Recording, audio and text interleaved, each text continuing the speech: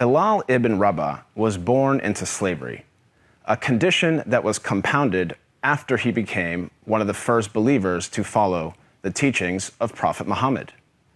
Bilal's father was an Arab slave, and his mother was a former princess of modern-day Ethiopia, who was also enslaved. Bilal was ruled by a master who punished him for his conversion to Islam. He dragged Bilal around Mecca, encouraging people to mock him. He even tried to force him to renounce his faith by placing a large rock on his chest and pinning him on the ground. But far from renouncing his faith, Bilal showed a defiance and strength in the face of persecution and violence. Impressed by Bilal's steadfastness to the Islamic faith, Prophet Muhammad sent one of his closest friends, Abu Bakr, to pay for Bilal's freedom. Once freed, Bilal rose to prominence in the early Muslim community. Prophet Muhammad appointed him to serve the mosque by using his melodious voice to call the believers to prayer. Bilal was a black man, and for some, his blackness made him unfit for such an honor. On one occasion, a companion of the Prophet, a man named Abu Dar, disparagingly said to Bilal, "You son of a black woman." This drew a swift rebuke from Prophet Muhammad.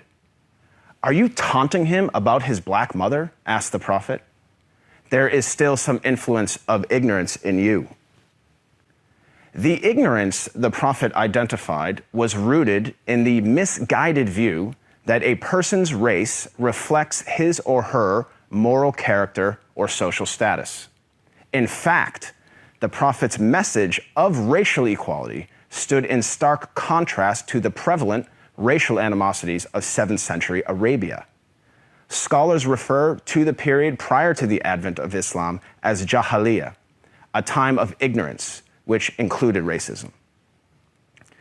Arguably, Prophet Muhammad was the first person in human history to declare, in no uncertain terms, that no person is above another by virtue of race or ethnicity. This declaration is crystallized in one of the Prophet's notable speeches, his last sermon, as it is known, which was delivered on Mount Arafat in 632 AD. In that sermon, the Prophet unequivocally condemned racism when he said, "All mankind is descended from Adam and Eve. An Arab has no superiority over a non-Arab, and a non-Arab has no superiority over an Arab. A white person has no superiority over a black person, nor a black person has any superiority over a white person, except by piety and good action."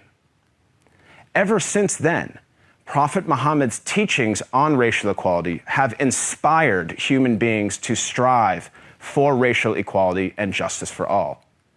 Consider the life of Al-Hajj Malik al-Shabazz, more commonly known as Malcolm X, the black Muslim civil rights leader who battled racism in the 1950s and 1960s.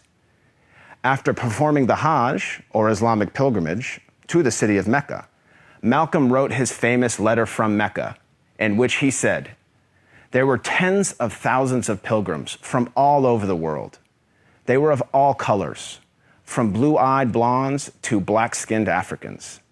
But we were all participating in the same ritual, displaying a spirit of unity and brotherhood that my experiences in America had led me to believe never could exist between the white and the non-white." He added that he had never before seen sincere and true brotherhood practiced by all colors together, irrespective of their color. The Hajj for Malcolm represented a shift away from racism and towards racial equality. The teachings of Prophet Muhammad encouraged all people to strive towards anti-racism, which is quite different than simply non-racism. While non-racists do not openly express prejudiced views, they also do not work to dismantle racism in any given society. The Prophet of Islam actively challenged and dismantled the covert, the overt, and the systematic racism around him. He identified racism as a symptom and identified its root cause as arrogance in the human heart. As our world becomes more and more diverse and interconnected, it is imperative that we strive to follow the teachings of Prophet Muhammad. I am not a Muslim myself, but I have to say that I am deeply inspired by the anti-racism of Prophet Muhammad, because he showed that a person is distinguished over another not by race, but rather by the quality of one's character and conduct. I am Craig Constantine for the Amir Stein Center. يا أيها الناس إنا خلقناكم من ذكر وأنثى وجعلناكم شعوبا وقبائل لتعارفوا إن أكرمكم عند الله أتقاكم إن الله عليم خبير.